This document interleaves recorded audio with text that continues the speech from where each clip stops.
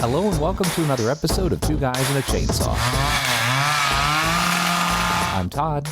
And I'm Craig. Today we dive into another request. This is a request by Nathan. And as soon as Nathan sent us this request through Facebook, I was like, my goodness, this is a blast from the past. He asked us to do 1991's Cast a Deadly Spell, which is an HBO original movie that I have childhood memories of, not this movie, but of the promise of this movie. Do you know, way back during the cable days, my parents, generally speaking, were too cheap to get us the premium channels. We had cable, but we didn't have Showtime, we didn't have HBO, Cinemax, anything like that. But what we did have every now and then was the free preview weeks. Yeah. Remember those? Yeah. Oh my gosh, they were so exciting because they would play like all these great movies and you could tape them on VHS and have them forever. Have them forever, exactly. And it would be like your first exposure to these premium channels. And so like these channels would be free for the week or for the weekend. And they would just be like an event for us. Like the TV would just be tuned to HBO or Showtime or whatever that whole week. So we could just gorge ourselves on whatever it was they were showing.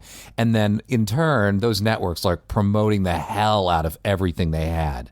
Because, of course, the goal is to get you to subscribe and pay the extra to get those channels. And I'm pretty sure that during one of the HBO free preview weeks, this movie in 1991, I would have been in middle school. They were promoting the heck out of it. And it looked so intriguing to me. It's like a 1940s gumshoe kind of Sam Spade, Philip Marlowe detective era type story. Very noir, but with magic, like a world where magic exists and happens and is quite normalized, and there are fantastic creatures and things like that. And as soon as he requested this, I was like, oh my gosh, I've always wanted to see that since I was a kid. I never did watch it back then. I don't know if it was because it was on too late or it was deemed a little too adult for me and my parents didn't let me, or I just never got around to it during that week, but I never did get to see it. And so how great of an opportunity to go back and see this movie that I don't know, like, I'm surprised anybody else remembers, because it's one of those things that you never hear about, even though it has like 1,000 famous people in it. And this movie, this subject matter, I mean, my goodness, it could have been made in this era and probably been very successful, because these are the kind of things we're seeing now more often, I think, than we saw back then. These crazy mashups, heavy on fantasy, horror, and quite a bit of humor as well. So super excited that Nathan requested us to do this. And I think when he requested it, he said, I don't know if it's really a horror movie or not. It's a little bit of everything, and horror is definitely part of it. So it's definitely in our wheelhouse, I think. Craig, had you seen this movie or even heard of it before? I don't know, but it's funny that your description of how you remember it, because it's just vaguely familiar to me, and I think that is why I think I saw it advertised, whether it be for the free week or whatever. I just feel like I must have seen the trailer or something, because it did look vaguely familiar. I do know for sure that I had not seen it before, but it does have a lot of people in it that are highly recognizable. The main character is played by Fred Ward, who has been in a bazillion things. I always remember him from Tremors. He was great in Tremors. And the Lily Tomlin Bette Midler classic, Big Business. He was in that movie. He's a real man's man. I've always enjoyed him in his movies. Yeah. And he's great in this role. Like, it's perfect casting. So good. He plays this old school detective I mean, he's perfect for it. And then Julianne Moore is kind of the vixen of the movie, which this has to be one of her first roles. Like, right? Oh my she's goodness. very young. You might 91. not, yeah, you might not have anticipated that she would go on to be a highly regarded film actress. Right? After this film, you mean? Right.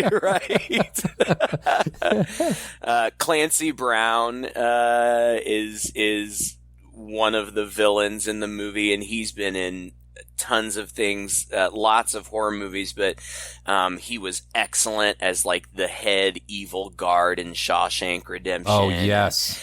And he was the evil stepdad in Pet Sematary 2. Like, you've seen him everywhere. He's still working. Oh yeah, and you know what? When I was kind of scrolling through his IMDb credits, I had no idea he's done more voice work than anything else.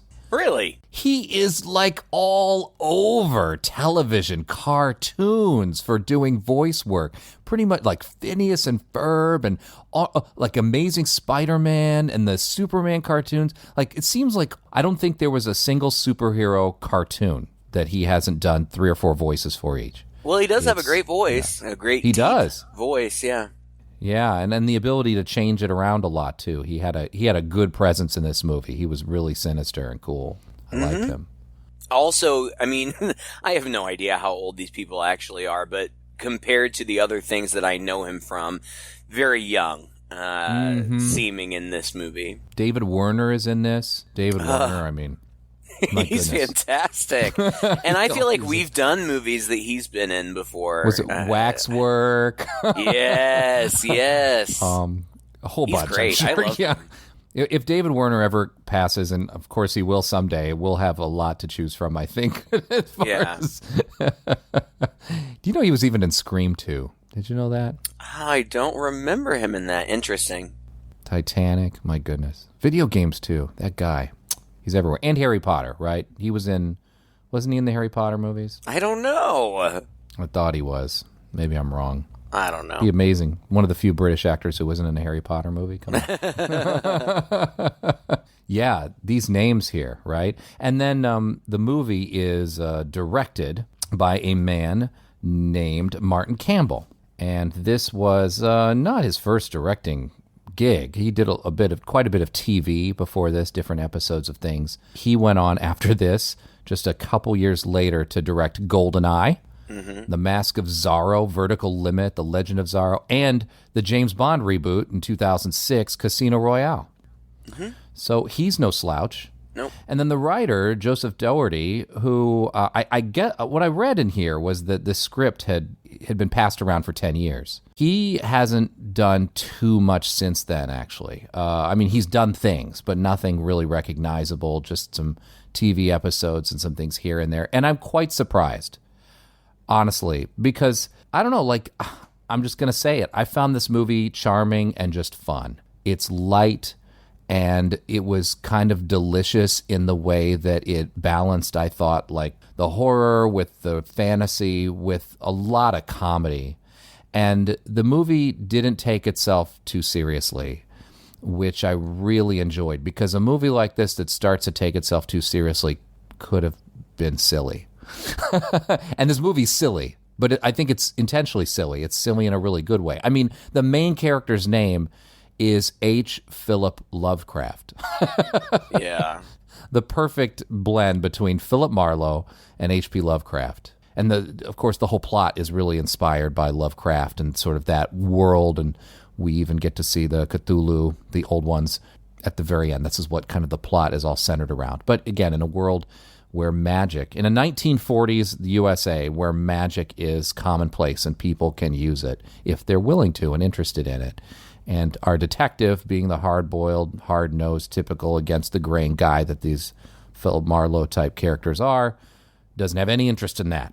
And we hear that from the very beginning. So yeah, I got to tell you, I've been a little reluctant about about talking to you today, because you hated it. I'm in a really weird. I don't think that this has ever happened before. Okay. I didn't like it. And Really? At all? I'm not really sure why. Like, cause it's not poorly made. Like, I think that it's well made, but I just didn't like it. Like, I thought it was boring and stupid.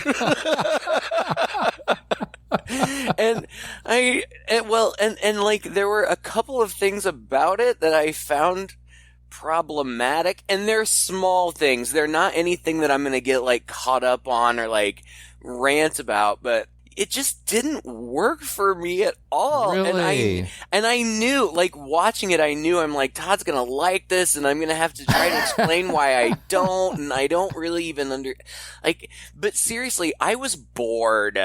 Really? You're kidding. No, let me set your mind at ease. Okay, hold on. One last thing. Like you said, it's all these things. It's fantasy. It's horror.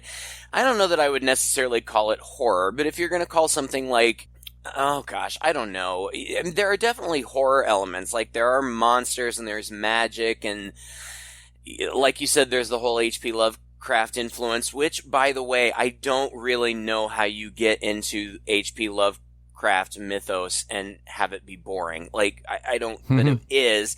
But when I could tell that it was supposed to be a comedy, but I didn't find it funny at all. Like the parts that I could tell were supposed to be funny had absolutely no effect on me. Like, well, that's not funny. I mean, I wouldn't go so far to say as it was supposed to be a comedy. I mean, I would say that it was highly comedic, but I wouldn't say it was supposed to be a comedy, in that I feel like it was such a direct homage to Raymond Chandler that it can't help but be silly, because that stuff is pretty silly, especially when you take it off of the page and put it on the screen. I mean, people talking in these wisecracks and quippy and the attitude and the kind of over complicated plot and just the sheer sort of wittiness of it all, that it's going to be silly. And so I just feel like the director acknowledged that, and so he slipped some jokes in. I don't feel like it was a comedy through and through. I just thought it was sort of had comedic elements that were intentional. Yeah, I mean, I'm going to put you at ease. It's not like I thought it was the best thing I've ever seen, for sure. Or I have to ask you, I mean, you being the English teacher, have you read much Raymond Chandler? Have you read any Raymond Chandler? No, oh. and I think that might be a big part of it.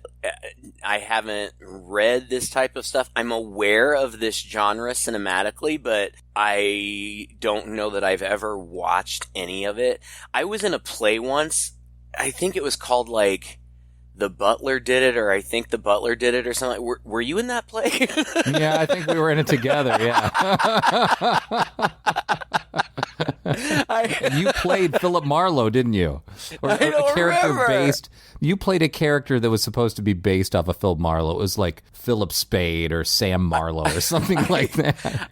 I've completely blocked it out because it was so dumb. Like it was like it was fun to do, and it was fun working. Like we worked with great people. Our dear friend Ron directed it, and it was a lot of musical fun. Too, wasn't it? It was musical. It was fun to work with those people, but the play was so stupid that I've completely blocked it out. So maybe I don't. That may have a big thing to do with it. Just that I'm not a fan of the genre, and I imagine that people more our dad's age, or maybe even our granddad's age. Yeah, you know, when this was really popular, they probably would have got a big kick out of this. It just it didn't resonate with me. I don't know. It's hard to appreciate a throwback when you're not really familiar with what they are throwing back to. You know what I mean? No, that's totally fair, and that may explain why I was so taken by it, because I could not believe how. I mean, I was going back and I was looking at the credits and I was looking in Wikipedia because I was positive that this was just directly based off of one of his novels. I just felt like I'd read it, the whole plot before. And I think that's because many of these plots are basically the same. Mm-hmm. And they're so fun. Craig, you should, and everybody who's listening, you should just read one Raymond Chandler novel. It is an experience unto itself. It really is. The writing is it's like too clever for its own good. You know what I mean? Mm-hmm. It's so deliciously clever. And the things that people say to each other and the way they talk to each other are very economical and witty. Nobody ever in the history of mankind talks to each other like this. So he's created his own little world, and it's also this world filled with vice. In one novel, this detective who has all these problems, who is an alcoholic, who has somehow in his heart just is trying to do the right thing, but everything's kind of against it, and he really doesn't give a shit anyway because he's kind of on his last buck, going into the world of vice, gangsters and prostitution and pornographers and all of that stuff just matter-of-factly thrown at you in an era, I guess, where I wouldn't have expected that, but maybe that's just my naivete. We tend to think things are different today, but really they're not that much different. And so, this movie was just packed every bit. It was like the novel placed to screen.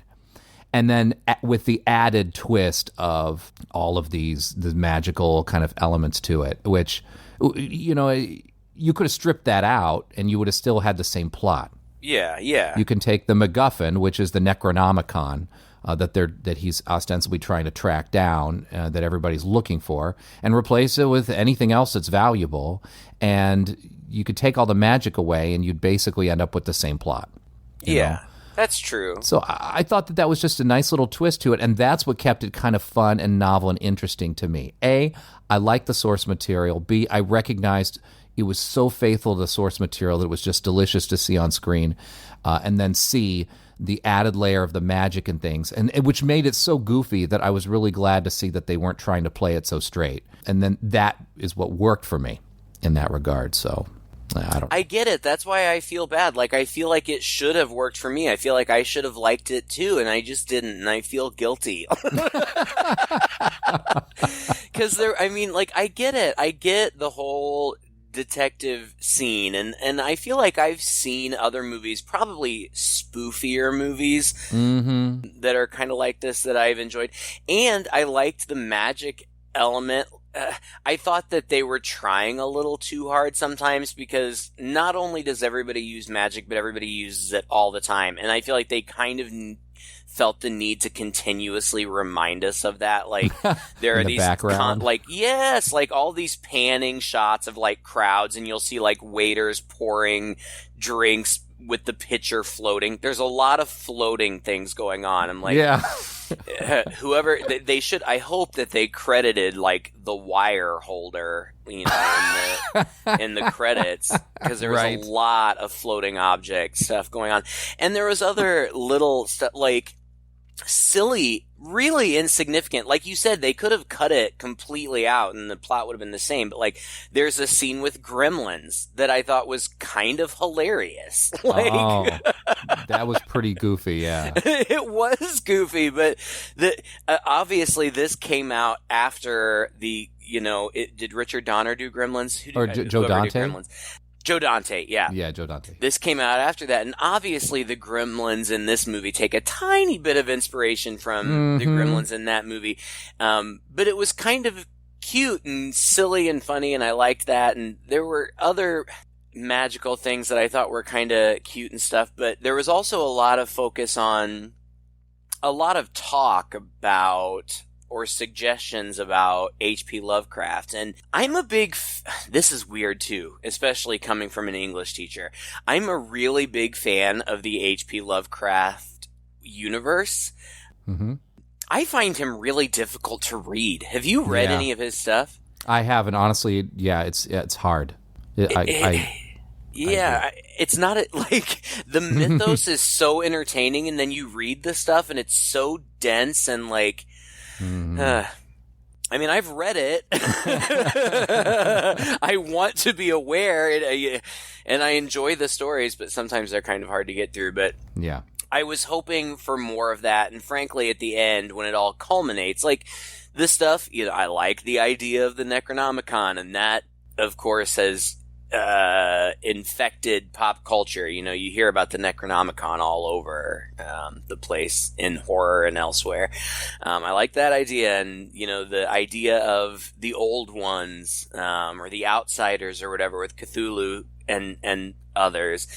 I thought that was cool, and I was looking forward to it coming to fruition at the end, and then I was just kind of let down, and maybe that is a budgetary restraint. I don't know, but like the big ancient monster that shows up at the end, I refer to him in my notes as the butthole monster because he just looked like a big gooey butthole.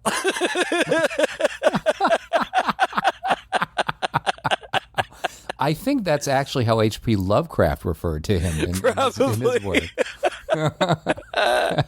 And the big gooey butthole rose from the depths of the anus, swallowed everyone whole, sucked it up into its butthole. Yeah, anus. Yeah, I will admit, like the other thing about it is as ambitious as the movie is, it does feel kind of low budget and small. I mean, in a production quality standpoint, I think.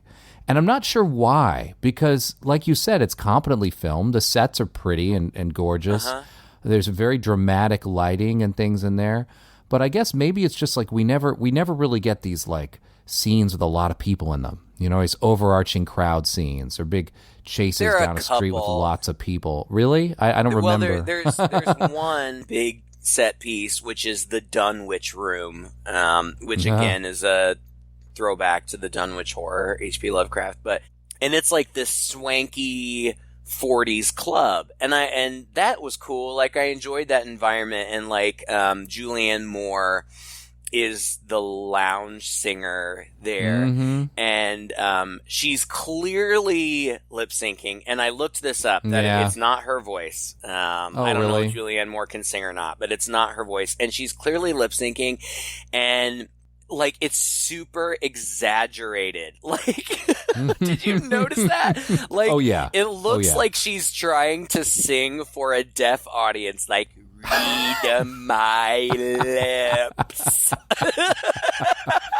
Well, and there's a good 5 minutes of just her face on the screen in close-up, so it's she's gorgeous. Painfully obvious. She's young and beautiful, and I really, honest to God, am a big Julianne Moore fan. I think that she's a fine actress, and she's a beautiful woman, and but this is not a showcase of her talent. She looks great, but she's still a little wet behind the ears in this movie, which is fine. She's young. She's getting started. She goes on to do amazing things, and she has a very well-established career. So I'm not putting her down for it, early in her career having a less than stellar performance, but it is less than stellar. Less than stellar. Well, I mean, to be fair, this is an HBO original movie. Yeah. At a time when, I mean, now you say an HBO original movie and we'll be like, all right, yeah, show me what you got. I mean, this is a network, Game of Thrones. They spend millions and millions of dollars on a single episode. But back then, it was different. Like, it was a very novel kind of thing for these cable networks to start dabbling in producing their own content. Yeah. And usually is fairly low budget, usually kind of, lower budget actors. Yeah, anyway, they're cutting corners somewhere. This is coming out of that pedigree, and it feels, if you were to compare it to all of that, it actually is one of the higher production value ones, especially. Oh, sure. I mean, it's produced by Gale Ann Hurd, so maybe that has a lot to do with it. But it still somehow retains that feel that they're... Of a TV movie. Yeah, exactly. And that's, if you look it up anywhere, you look it up on MTV, you look it up on IMDb, or you look it up on Wikipedia, and it's listed as a TV movie. And technically it is. But these cable networks, and I don't even know... I mean, now with streaming services are producing their own content, and it's, depending on the film and depending on the service, of varying quality, but you get some really quality and higher budget sometimes stuff. This just feels like a TV movie with a better budget, a TV movie with better clout because they were able to get bigger names attached to it, but it still kind of has that TV movie feel. A little. True. It's better. It's better than what you would have seen on network television as a movie of the week. It's better than that. But there's still a little bit of that feel. Oh, yeah. I totally understand. Well, and that was the other thing, too. Like, how is this rated R? I don't get it. Like, yes! I can't imagine that today this would be rated anything higher than PG-13. Yeah, I totally agree. I have no idea. I don't recall there being much, if any, swearing. No nudity, no sex, which is there's implied sex. Yeah, I mean, it's HBO. I mean, this is at the same time that this came out, they were playing Dream On, which was like a huge sex comedy. Mm-hmm. You would think they would have pushed, and there is, Fred Ward and Julianne Moore spend a night together, but there's nothing. Like, you see them smooch, and then they wake up shadows. in the morning. Yeah. Yeah. And then in the morning, Julianne Moore's in her nice little nightie with her hair still perfectly coiffed, and like, he gets out of bed. He sleeps on a hide-a-bed in his office. He gets out of bed and he's wearing like these huge 1940s boxers and like a wife beater. Like, there's absolutely nothing. And the effects, like even the monster effects and the kill effects, they're serviceable, they're fine, but they're not super gory. I have no idea how this got an R. It almost seems like it feels like a PG-13. It feels like an intentional PG-13. Right. It feels like they're trying really hard not to throw anything too bad in there that kids couldn't see. Yeah, I agree with you there. I totally agree. I don't know. There are a couple gory scenes. There's a scene where a guy gets death by like 1,000 paper cuts. That's pretty gross. Kind of, but I mean, it doesn't... when it's all magic. So this guy's in a bathroom and he's getting threatened by this goon or whatever. And the goon, like, I don't know, snaps his fingers or something. And all these shreds of paper, like, cyclone around this guy. And you get the impression of what's going on because, like, the pieces of paper start to redden and stuff. And then eventually he falls down on the ground and you can see that his face is all cut up. And I suppose it's gory. But it's not like it even looks real or anything. It looks like a dummy or it looks like pretty good makeup. It doesn't. Yeah. I guess that might trouble an 8-year-old. I don't know. At that time, anyway. I mean, we're a little more loose on the ratings, I think, nowadays. But I mean, then there's that one scene in the kitchen where there's like a demon monster conjured up, and it's a scary demon monster. I don't know if that counts for anything. It's a soup monster. Yeah, it's like out of Elvira. It was right out of Elvira. It was the casserole monster. It jumps out of a pot and attacks some guy. And yeah, I guess the aftermath of him, like, everybody, he's pretty bad. Like, they defeat the casserole monster by like knocking it into the kitchen freezer or whatever. Like, it's not much of a battle. And then the detective and this kitchen worker are just like standing there surveying the mess, and the guy pops up behind them and he looks kind of gross. I would say that you're right, that I had kind of forgotten. That's probably the grossest one, but even still, certainly not R-rated material in 2021. No way. Not in 2021 for sure. Yeah, no. Take your 8-year-old to see this. It'll be totally fine. Yeah, it'll be fine. I would show this to kids. I almost feel like kids would like this better. You're right. I think you're right. But the kids wouldn't be able to follow it.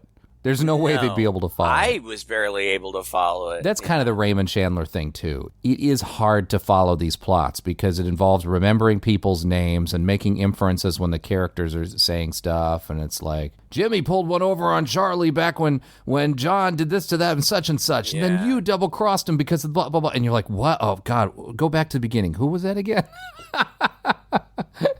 But, I mean, the basic plot is, and okay, good. I was gonna say, but see, that's the thing too. Like, we should at least mention what the plot is, but I feel like you can do it in 10 seconds. Yeah, there's not you don't much need to go beat for beat. Well, I wouldn't say there's not much to it, but there's not. Well, This hard-nosed detective gets hired by a rich guy to track down the Necronomicon that's been stolen from him, and as it turns out, this, like, mobster-type thug is trying to get his hands on the Necronomicon so that he can summon the ancient demons to take over the world, and as it turns out, the rich guy and the mobster are in on it together, and it all culminates at the end when they get their hands on the book and they draw up the demon, but because of some silly flub in their plan, it all goes awry. Period. That's it. That's the whole plot. I know, but you could summarize every movie quickly like that. But I mean, a lot of stuff goes down in between. I mean, to get us from beat to beat in that point, right? Okay. let's see what you got. Shoot. Well, let's see. There's a woman who obviously from the moment you see her is actually a man dressed as a woman. I don't know if that was supposed to be a big reveal at some point or not, but no, and that's one of the things that bothers me. Like, I understand that this was made in 1991, and I get that it was set in the 1940s. But in 2021, even in 1999, like, this is old. Putting a man in a dress. Yeah. I mean, it's and making that a joke and a key part of this plot, like, especially since, like you said, it's entirely evident. Not that there's anything wrong with that, you know, whatever, but it just seems like a cheap bit. And eventually, the main guy, who presumably we're supposed to like, H.P. Lovecraft, interviews this person, and before even verifying, I mean, it's obvious, but before even verifying that this is a man in a dress and a wig, like, punches him and knocks him out, and then calls him a fag. I'm like, God, come on, like, you're better than this. Like, this movie should be better than this. It's just cheap, and I didn't like it. I don't know. I mean, I mean, I think you hit the nail on the head. 1940s, and also this is typical Raymond Chandler stuff. I mean, I'm sorry, but back in the 1940s, you know, homosexuality. Ooh, yeah. You know, that's another one of those things. Like, oh my God, like they're gay lovers, and she's secretly a man, and that kind of thing. This just fits right in with that wheelhouse. I mean, there would be something like this in half of his novels, you know? So I didn't think it was cheap. I just thought it was being very true to the source material and trying to squeeze all that in. And I don't think it was really treated so much as a joke. Actually, I kind of thought that he seemed not too surprised. I mean, I felt like it was actually more like, come on, like there's no way that any of us watching this movie right here playing out in front of us and seeing this man in women's clothing are going to be tricked. Well, you're right. You're not lying. Honestly, this movie may have been a little bit ahead of its time, because this was a trans woman. Yeah. She lived her life as a woman. She only dressed as a man. Like, dressing as a man was a disguise for her. Right. To get a hold of the Necronomicon. She ends up being the one who stole the book on behalf of her boyfriend, and her boyfriend was stealing it on behalf of this mobster club owner or whatever.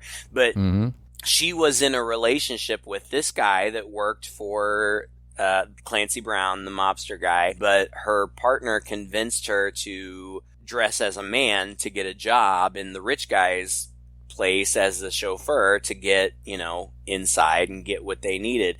So you didn't see a lot of trans representation in 1991, and I feel like we're talking about a transgendered person in this movie.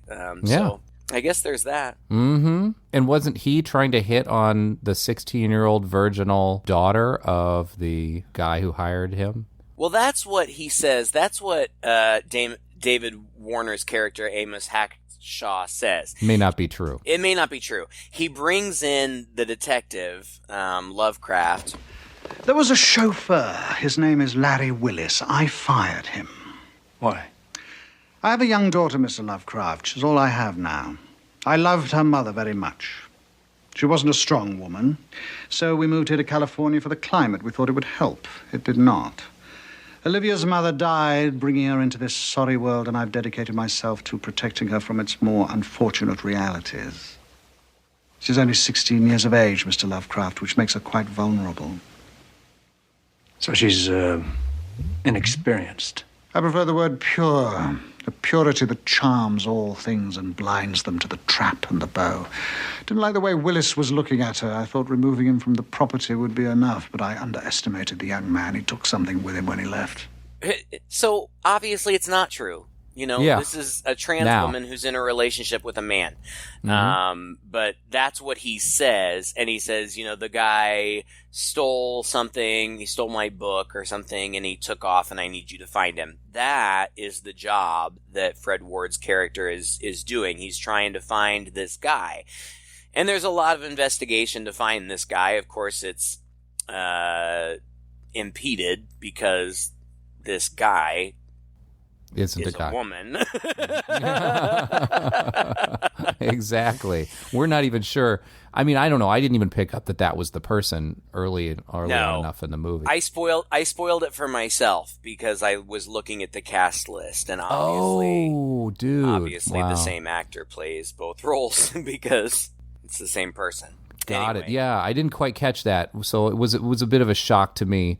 Not that this person, you know, was transgendered, but that this person, you know, was the original person who stole the book. So that was a bit of a reveal for me. And like this whole setup in the beginning where he goes, the rich guy hires him to find something, and then he wanders on downstairs and finds the rich guy's daughter who's like coming on to the detective and teasing him and toying with him. This is straight out of is it The Long Sleep or The Big Sleep? I think it's called The Big Sleep, a Raymond Chandler novel.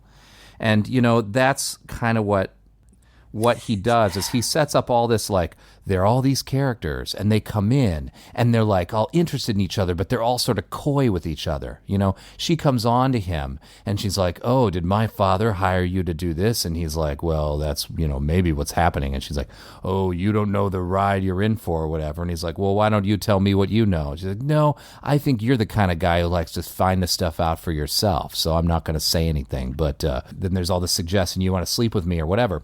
The twist in this movie is that she's like actually a virgin, and he knows it because only virgins can hunt unicorns, and he's been seeing her running around hunting unicorns. And I thought, oh my gosh, that's so cute. It's such a funny little twist while still remaining true to the source material and maintaining this mystery. I still don't know what this woman knows. You know, I thought it was kind of cool. I don't know. Yeah, but see, I said there were a couple of problematic parts. The presentation of, or the representation of the trans character bothered me a little bit. And again, not so much that I'm going to get caught up over it because I understand it was a different time, but this bothered me too because you keep referring to her as this woman. She's supposed to be 16.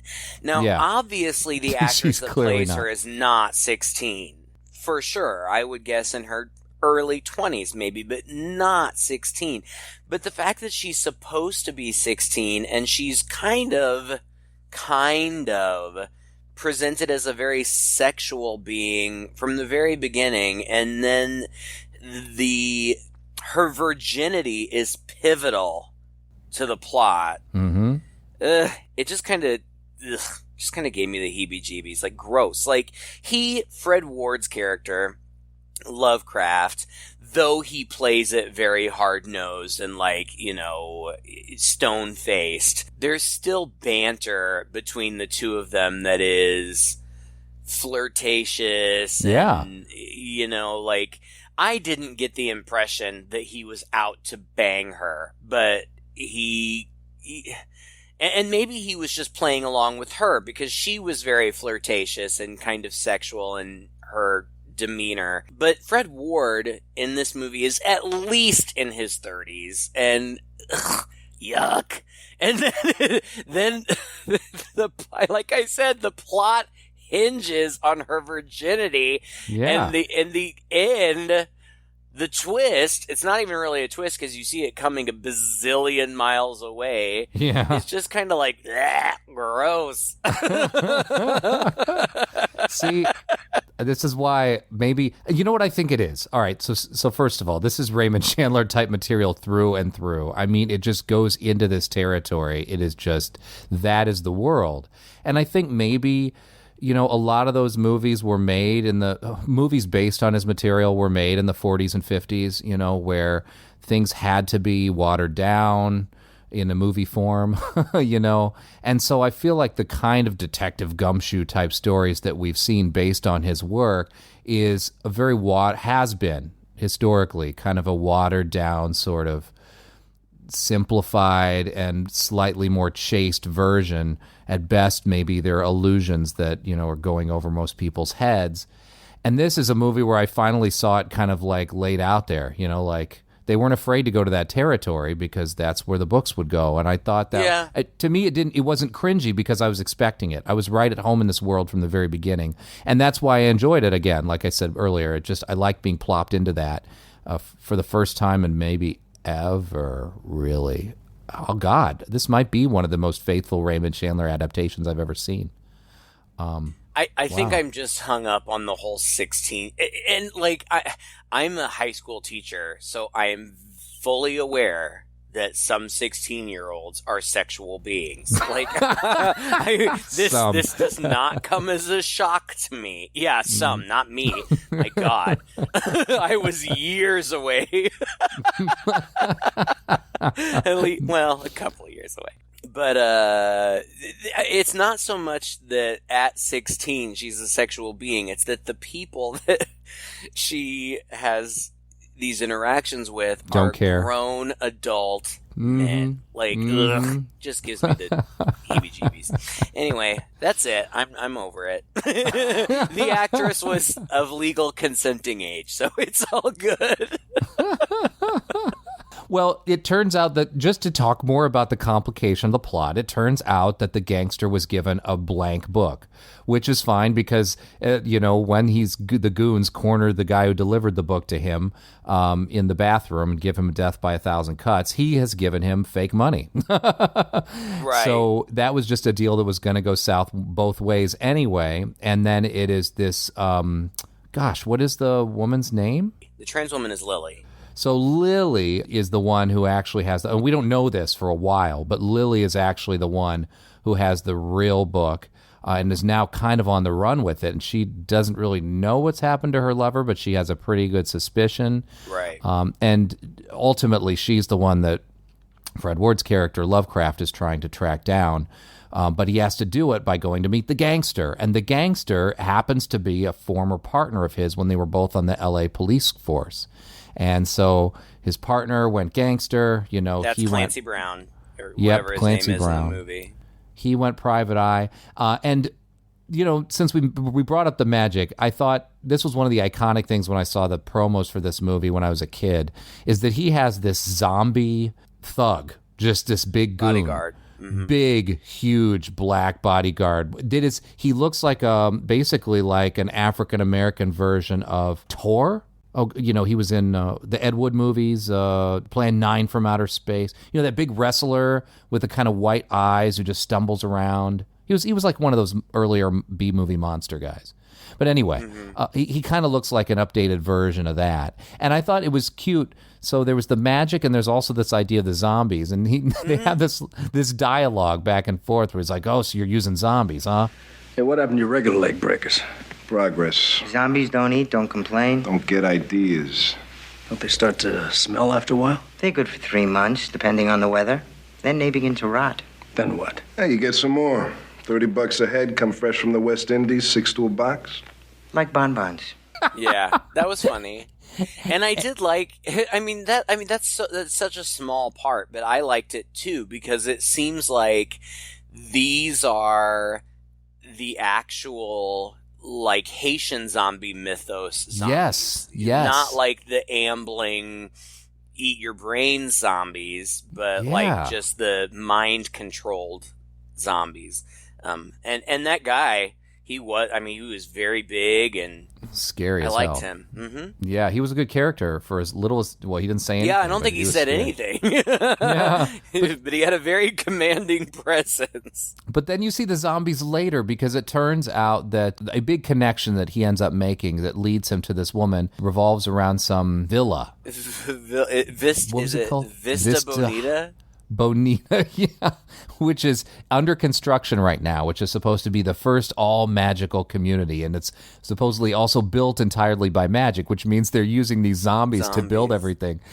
And as Fred Ward's character is talking to the representative of this villa on the property, you can see the construction going on in the background of these zombies, and you can see they're not the best workers. Some of them are just like falling face first into the cement, banging into each other. I feel like they're just dropping dead, like they're expiring. It's so cute. That was kind of funny. I didn't understand. I mean, like, I understood the overall connection. Like, apparently this place is special. Like, so they end up needing to do this final ceremony at this place. But I didn't really understood what drew him there, because ultimately, like, he goes there and he doesn't really find anything. Like, he just randomly talks to, like, the property manager. And then I guess he gets some information from her that he needs. I don't remember what it was. And then he leaves. Like, it's just to let us know that they're going to have to go back there later. Like, it's just, but I did like the expiring zombies. That was pretty funny.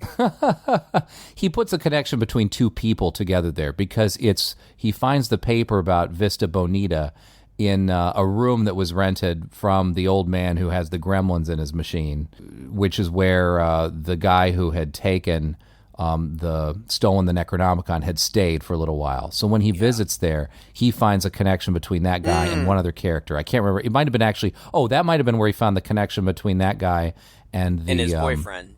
Yes, I think that was it. I mean, you have to pay really, really close attention if you hope to follow the thread of the investigation.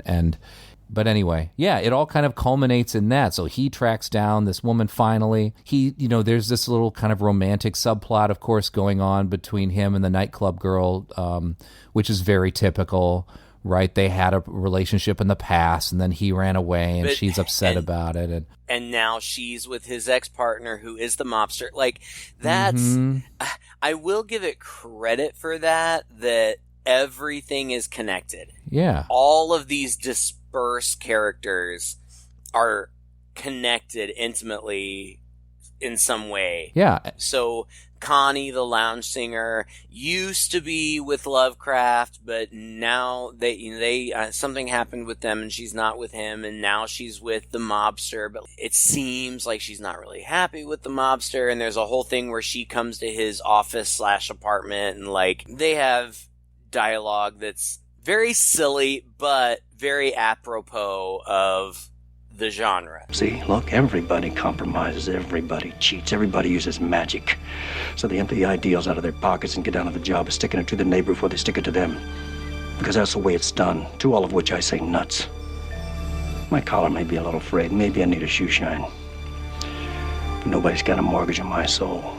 I own it, free and clear. I'm not going to apologize for my life. Didn't ask you to. I'm happy the way things are. Glad to hear it. You gotta look ahead. You can't drag around the past. There's nothing you can do about it. Sounds like you got a real good grip on things. It's so convoluted, but that's my understanding. I'm not as familiar as you, but that's kind of my understanding of how these things work. They are convoluted. Like, yeah. It seems like she's double-crossing her lover by being with the detective, but the truth of the matter is she's really double-crossing the detective because the lover knows about it, and like it's all a big setup. And then, as it ultimately turns out, she's double-crossing them both because she wants the ultimate power that's going to be granted by these ancient gods or whatever. So she's very much this vixen who, you know, appears to just kind of be arm candy and then love interest and reluctant partner, but ultimately it was her game all along. Like, she knew what she was doing, and it was all for her. And it's contrived, but I'll give it credit for being true to that genre. Yeah, but can we both agree it's not a simple story? I guess. I get it. I mean, because it's convoluted, but like all of this stuff, I have in my notes, like, you know, she goes, I don't remember where they meet somewhere, but she and the detective, and they end up going back to his office, and like, she's kind of tough with him for a while, but then, you know, she gives in, and they kiss, and they're kissing for a while, and I just have in my notes, this is so boring. Like, there's so much dialogue. I'm like, ugh. Like, come on. I'm Get to bored the out of my action already. mind. Yeah. I felt like the movie felt long. It was an hour and a half. It felt long, yes. But I think it felt long for me just by the sheer amount of stuff that was jam-packed into that hour and a half. They're just all over the place, and there's so many characters and so many things to have to pay attention to, and if you really want to follow the plot and listen in, you have to be really tuned in to hearing exactly what they're saying and then remembering the names that are being thrown around and stuff like that. So that made it feel pretty long for me. And then eventually they come up to the final act where all of this basically gets revealed right in the last 10 minutes. So the rich guy, David Warner, his character's name is Hackshaw. Turns out he was working with the mobster guy all along, and the fact that the book got stolen from the rich guy, that was like their bump in the road. So the rich guy hired the mobster to get the book, but the mobster was always going to give the book back to him, and that's where we end up at this Vista Bonita, where this ceremony is going to go down. Hackshaw is going to become like a god, like he's going to become one of the old ones or something. Yeah, that's the idea, is once they unleash this on the world, then because they're the ones that unleashed them, they'll become gods and be given their own planet or something to rule. Yeah. Filled with fire and brimstone or something. Yeah. Borden, Clancy Brown, is going to get to be the ruler of Earth. And yeah, Earth is going to be a terrible hellscape, but he'll be the boss, so that's great. So they were all in on it together, and all along, Hackshaw has intended to sacrifice his own daughter. In fact, that's why he had a daughter and raised her and was so... kept her pure. Mm-hmm. Exactly. And so she has to be a virgin for this to work. So the girl double crosses her lover, Borden. She shoots him, and she's like, no, I want to be the god of Earth or whatever. Then, I don't know, the detective takes her out. Not kills her, but like, disarms her or something. And Hackshaw is doing the ceremony, and the ground starts to shake and it starts to split, and this hellfire light is coming up, and eventually this giant butthole comes out of the ground. With and eyes. It is like, yeah, it's a monster. Like, it has a body and a face, but like most of its face is its mouth, and it's just a big gaping butthole. Like, they're all just kind of standing there looking at it for a second, and then it shoots like a tentacle out of its butthole and like grabs the rich guy, Hackshaw, and like pulls him in and eats him, and then it just sinks back down. And as it turns out, the reason that this whole thing failed is because the virginal 16-year-old daughter the guard, the police guard that the detective had sent to protect her. Which I thought was totally obvious. Like, yeah, you knew that was going to happen. You know, it's like the Monster Squad when they think that girl's sister's a virgin, and you know she's not. And of course, the whole thing fails. So I knew that was going to happen, and like. Honestly, it didn't even so much bother me that she hooked up with the guard until Lovecraft says something to the guard like, I guess you weren't really thinking about your wife. And the 16-year-old girl is like, you have a wife? And he's like, oh, well, yeah, but, like, gross. This middle-aged married man boned his 16-year-old charge? Like, that's disgusting. I thought that was hilarious. I thought it was gross. Well, of course it's gross.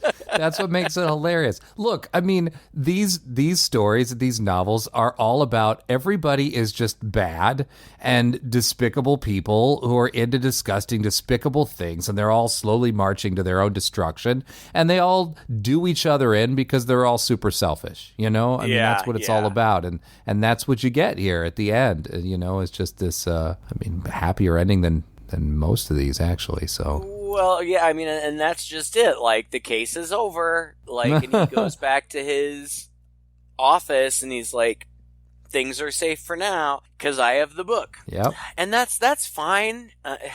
As much as I say I haven't seen these types of things, I feel like if I haven't seen them, I've at least seen them portrayed in other things, so I know that's kind of how these things work out. Like, in the beginning, you've got the detective with the voiceover.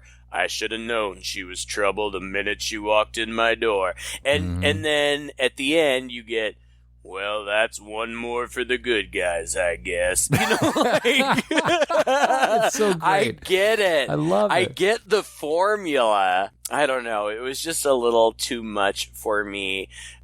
I didn't know anything about this, and really, you know, in looking up interesting things to tell our listeners, I really couldn't find all that much about it. No, surprisingly. I did see that there was a follow-up. Now, I'm reluctant to call it a sequel, but I guess it's a sequel of sorts, but it's not in direct continuity with this movie. There are some recurring characters, but they don't even have the same backstories and stuff. And in that, it's set in the 1950s, and they use the Red Scare and communism and mix all the magic in with it. But Fred Ward doesn't return, and instead is replaced by Dennis Hopper. Now that would be nuts. Like, kind of want to see that one. I know, anything that has Dennis Hopper in it is nuts. And Dennis Hopper said in a television interview once that he thought that this was the wildest movie that he'd ever been in. Dennis Hopper? What? Said that? Are you serious? Dude, Yes. We've got to see it. We have to watch it. I'm looking at the cast list now. Penelope Ann Miller, Julian Sands. These guys are in that movie. Yeah, I don't know. So it did get a follow-up, but I don't know. I don't feel like this movie is very well remembered. You know, I never hear anybody talking about it. But except for you have mentioned it to me more than once, and we did get the request.